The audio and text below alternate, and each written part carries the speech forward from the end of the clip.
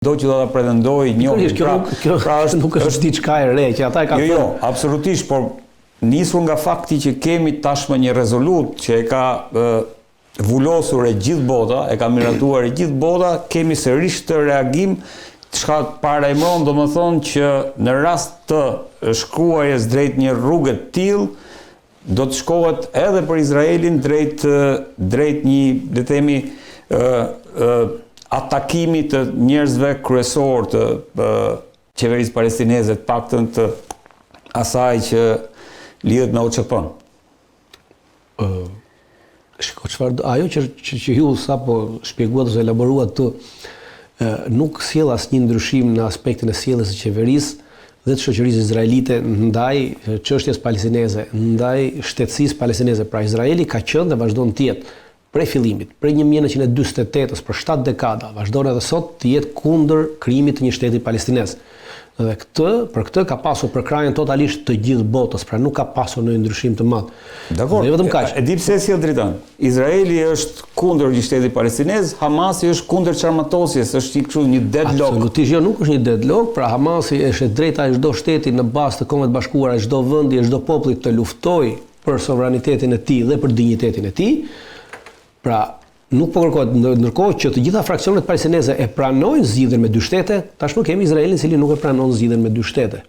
Dhe bota, që juve po përmendi, kjo bota në thojza e civilizuar, pra ka mbetur një botë kolonialiste siç ka qenë. Ishte ajo OKB që e shpalli Netanyahu OKB-ja e akuzoi për krimen lufte.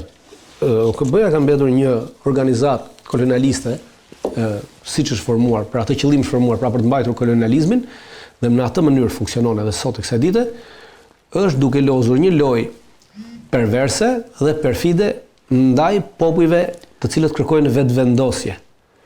Pra nuk është rasti vetëm Palestina, kemi edhe po raste të tjera, siç kemi edhe rastin e Kosovës me rezolutën 1244, cilët nuk pranojnë as ta rishikojnë as ta bëjnë, pra është e njëjta gjë, kur popujve hiqet e drejta e vetëvendosjes në aspekte atyre që janë më të forta për shkak të lidhjeve të ndryshme politike që ata kanë. Ndërkohë, Dritan, kemi regjia, ajo foto që ishte më përpara, ato e ka marrë te Hareci, në fakt, është një artikull që parajmëron në një, ajo që ishte më përpara, regjia, se kjo ishte e para. Ja kjo, paka shumë më ideja është Netanyahu shikohet si një pengesë e madhe e përpjekjeve të Trumpit për të avancuar planin Gaza. Si e shikon fatin e Netanyahu ndërkohë që është shtuar retorika brenda Izraelit për largimin e tij? Unë nuk fatin e Netanyahu nuk e shoh të ndarë nga kjo vendimarrje e Shtetit Amerikës. Të gjithë të vrimtarinë Netanyahu e mori pas ardhjes në pushtet të Donald Trumpit, pra deri para ardhjes në pushtet Donald Trumpit, Netanyahu nuk kishte asnjë përkrahje nga presidenca amerikane, edhe Bidenit, edhe tyre tjerë që ishin, për të bërë genocid në Gaza. Pra, atë e mori mbështetjen totalisht nga Donald Trumpi dhe nuk shoh një shkëputje nga vizioni Donald Trumpit në Gaza, pavarësisht heqja e largimi i Netanyahut nga pushteti do të sillte shkërmoqje të politikës izraelite, për arsye se opozita që është atje, normalisht që për të mbajtur pushtetin e saj duhet patjetër të bëjë marrëveshje me këto partitë ekstremiste të cilat ka Netanyahu në pushtet, pra është e pamundur që çfarëdo lloj qeverisje në Izrael sot për sot të ekzistojë pa pjesëmarrjen e partive politike ekstremiste në Izrael, të cilat vazhdojnë të ndikojnë jo vetëm te Netanyahu, dhe Netanyahu është një ekstremist po i fshehur, dhe ja ka lënë barrën e ekstremizmit këtyre ekstremistëve të tjerë, pra këtyre terroristëve si Ben Gvirit edhe atij tjetrit, Smotrich. E njëjtën gjë do bëjnë edhe ata që vinë pas Netanyahut, pra nuk ka ndonjë ndryshim në rast se në Izrael heq Netanyahun ose bie dikë tjetër. Mentaliteti i tyre, nëse i keni parë të gjithë edhe ata udhëheqësit e opozitës deri më sot, në këto 2 vite luftë në Gaza, kanë pasur biles, kanë ata cilët kanë pasur idera edhe më të avancuara në shkakun e genocidit se sa Netanyahu. Dritan, ndërkohë një vizitë e rëndësishme e Bin Selmanit, e princit kurorës Arabisë Saudite, dhe ja tek e kemi, i cili do të takoj presidentin Trump, pikat kryesore janë sigurisht avionët. Trumpi e ritheksoi faktin që unë do t'ja shes avionët F-35 Arabisë Saudite, pavarësisht se implikimeve që ne diskutuam herën e fundit, si e vlerësojmë këtë. E dyta është diskutuar, do të diskutohet edhe në lidhje me një, le të themi, marrëveshje bërthamore, sigurisht për energji civile, midis Saudisë edhe Shtetet Bashkuara të Amerikës, plus marrëveshja apo le të themi akordet Abrahams, marrëveshjet akordet abrahamike, ku thuhet që pengesa më e madhe është kushti i Arabisë Saudite që për një shtet palestinez, për njohjen e një shtet, pra për zgjidhjen me dy shtete, pak a shumë. Po ta fillojmë tek avionët Rafale. Herën tjetër thamë që nuk do ta lejoj, por më fal, F-35. Të kemi një gjë parasysh. Deklaratat e Trumpit kanë treguar deri më sot që e para nuk e ka idenë e veprimeve të tij dhe ndikimeve të fjalëve dhe të veprimeve të tij në gjeopolitikën ndërkombëtare. Nuk ka fare idenë asaj çfarë thotë dhe çfarë pasojash mund të kenë veprimet e tij në arenën ndërkombëtare. Pavarësisht deklarimeve të Trumpit dhe këmbguljes së Trumpit për të shitur, shitja e këtyre armatimeve, të cilat përbëjnë çështjet e sigurisë kombëtare, nuk varen nga presidenti i Shtetit Bashkuar të Amerikës, po varen nga Senati. Pra në çdo moment të caktuar, Senati nesër mund të vendosë veton, siç vendosi veton për mos shitjen e F-35-s Turqisë dhe për mosdhënien e motorëve F-35 të Turqisë. Pra Turqisë, njëjtë gjë, nesër Komisioni i Mbrojtjes në Senat mund të vendosi për mosdhënien e këtij. Pra presidenti mund ta japi, por Senati pra presidenti nuk e ka ekskluzivitet. Jo, nuk e ka ekskluzivitet. Presidenti se shitjet e mëdha të industrisë, pra duhet kalojnë nëpërmjet Senatit. Dhe kjo ekziston në çdo lloj vendi të botës, pra kur ti shet industri ushtarake jashtë, çdo lloj shitje duhet kalojnë nëpërmjet parlamenteve, senatave që ata kanë. E njëjta gjë ndodh në Shtetet Bashkuara të Amerikës. Pra nuk është çudi që këtu Trumpi është duke lozur një lojë të madhe. Mendoj që për të mbarë në krah, pra për të bindur Arabinë Saudite që të pranojë akordet abrahamike, pra Trumpi thotë unë e shes, po s'kam çaj bëj Senatit. Dhe vitin që vjen janë zgjedhjet në Senat, ai humbet zgjedhjet në Senat dhe nuk e kontrollon dot më Senatin, që mos kontrolluar më Senatin, atëherë ai është i larë me Arabinë Saudite sepse nuk është më, pra unë e jap vendimin, por nuk kalon këtu. Ky është një skenar. Është i vetmi skenar që ka, skenar tjetër nuk ka. Pse nuk e shet, pse nëse do ja shiste dritan. Si thash, në rast se do ja shiste F-35-at, atëherë në çdo moment që do shiteshin F-35-at, to F-35-at do të ishin subjekt i inxhinierisë që quhet reverse engineering nga ana e Kinës dhe nga ana e Rusisë. Për arsye si e shpjegova edhe një herë tjetër te juve, radarët aktualisht të mbrojtjes kundërajrore që ka Arabia Saudite janë radar kinez. Pra në rast se në momentin që ky avion do të fluturonte, do të hynte në skematikën e radarit kinez dhe ky radar automatikisht pastaj do të merrte të gjitha të dhënat e këtij avioni dhe do ta kishte shumë të kollajt nesër Kina për të bërë reverse engineering dhe për të prodhuar të dhëna tjera, të radar tjerë që ky avion F-35 nesër të mos ishte më avion stealth. Pra për Kinën ose vetëm kjo, sepse ajo kjo sepse bëhet lla për shitje botërore, pra në momentin që bëhet lla për shitje botërore dhe në momentin që ti e ke përcaktuar Kinën si armikun tënd kryesor. Pra, Shtetet Bashkuara të Amerikës e kanë përcaktuar Kinën si armikun e tyre kryesor. Skenari është i qartë. Në momentin që ti e ke përcaktuar armikun tënd, dhe ti i jep armikut tënd teknologjinë tënde më të mirë dhe më të shtrenjtë që ti ke në fushën e aviacionit, pra ja jep që ai ta eksplorojë atë, ta marrë atë dhe në fund nesër të dalë pa vlerë. Atëherë këtu ose Donald Trump është me të vërtetë një agent i Rusisë dhe i Kinës, ose Donald Trump është një njerëz i çmendur. Po thua që kjo është e pamundur ndodh për shkak të Kinës, po për shkak të asaj që Arabia Saudite nëpërmjet blerjes së këtyre avionëve sfidon, le të themi, bëhet e barabartë me Izraelin, ka pretendohet. Jo, unë nuk mendoj. Edhe nga shumë portale izraelite. Unë nuk mendoj që bëhet e barabartë me Izraelin në asnjë moment, pasi nuk ka çfarë të bëhet e barabartë me Izraelin. Izraeli dhe Arabia Saudite nuk kanë kufi së bashku, nuk mund të kenë. Ajo çfarë bëhet, pra çfarë është menduar që me dhënien e F-35-s, pavarësisht se përdoret Izraeli si mbulim, realiteti është që Arabia Saudite nuk e ka parë ndonjëherë Izraelin si problematik, po ka parë vetëm Iranin. Dhe dhënia e F-35-ve e bën këtë, do ta ngrejë këtë në një nivel të barabartë nga ana ushtarake me Iranin dhe jo me Izraelin. Pra nuk është Izraeli problemi për arabët. Problemi për arabët ka qenë dhe mbetet Irani. Izraeli janë duke përdorur publikisht për të mashtruar komplet botën arabe që shikon neve skemi gjë me muslimanët, pavarësisht ata janë shiitë ose po kemi me izraelitët, ndërkohë që kjo nuk ka asnjë vlerë për çështjet e Izraelit, pasi Arabia Saudite dhe Izraeli nuk mund të përplasen dhe nuk kanë pse përplasen në asnjë momenti, për arsye se bashkëpunimi i tyre është tepër edhe më i madh se sa juve mendoni. Aktualisht firmat izraelite po janë duke punuar në Arabinë Saudite në projekte të mëdha dhe projekti më i madh aktualisht Arabia Saudite dhe vendet arabe nuk kanë problem me naftën, kanë problem me ujin. Pra ajo që për pjesën tjetër të botës është nafta, për ta është uji. E qartë. Dhe Arabia Saudite ka nisur një projekt Neom City. Neom. Dhe ky Neom City që cilin ka nisur kërkon ujë.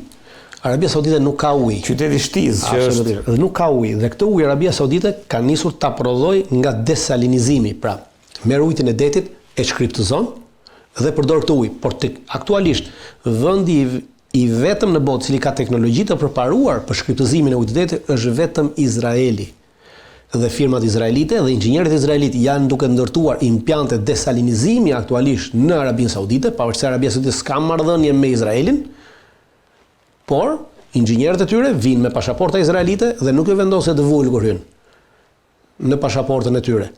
Pra, bashkëpunimi ndërmjet Arabisë Saudite dhe Izraelit është në nivelet më të larta sot për sot, pavarësisht se mbahet e fshehur dhe përdoret retorika izraelite në mënyrë që të mashtrohet popullata arabe atje, që shikon ne skemi marrëdhënie me ta dhe nuk duam të kemi marrëdhënie me ta dhe po armatosemi për shkak të Izraelit. Nuk kanë asnjë problem me Izraelin. Po marrëveshja bërthamore dritan. Marrëveshja bërthamore ka të bëjë për energji, për prodhimin e energjisë bërthamore, është një marrëveshje e cila mund të arrihet, nuk është problem, mund të arrihet. Si ajo me Turqinë? Po, si ajo me Turqinë mund të ndërtohen pra centrale të vogla, të cilat janë centrale permanente bërthamore, jo centrale të mëdha të përhershme, pra si ato centralet që është duke ndërtuar Rusia në Turqi ose diku tjetër. Këto janë centrale permanente që quhen të vogla. Shtetet Bashkuara të Amerikës mund ta ndihmojnë për ndërtimin për nevoja për energji elektrike, sepse normalisht ka nevojë edhe për energji elektrike. Kjo mund të arrihet, nuk është ndonjë diçka e jashtëzakonshme. Kjo teknologji e çon tek më pas pajisjen e Arabisë apo krijimin nga ana e Arabisë Saudite të një armë bërthamore të një bombë bërthamore? Jo, nuk çon për arsye se materiali bërthamor i cili përdoret për prodhimin e energjisë elektrike është një material bërthamor cilin e prodhojnë Rusia dhe Shtetet Bashkuara të Amerikës, dhe ato e bien atë materialin bërthamor, ajo është me ngarkesa të veçanta speciale me avion të posaçëm që bien materialin bërthamor që përdoret në ato centrifuga për të prodhuar energjinë elektrike. Dhe këtë nuk është material, nuk i bien kush uranium, në rast se do t'i sillej uranium, atë do të ndërtoheshin centrifuga për pasurimin e këtij uraniumi për nevojë energjie. Pra në rast se ti merr uranium të pasur dhe krijon këto centrifugat për pasurimin e këtij uraniumi për nevojë energjie, atëherë ti po mund të prodhosh kapacitete uraniumi për të prodhuar një bombë. Por në momentin që nuk e këtë, pra të vjen direkt i materiali i gatshëm dhe hidhet në këtë centrale dhe prodhon energji elektrike, nuk ke çati bën as centrali, pra nuk ke çfarë ta përdorësh dhe nuk mund ta përdorësh dot. Thjesht është për prodhimin e energjie dhe mbetet aty.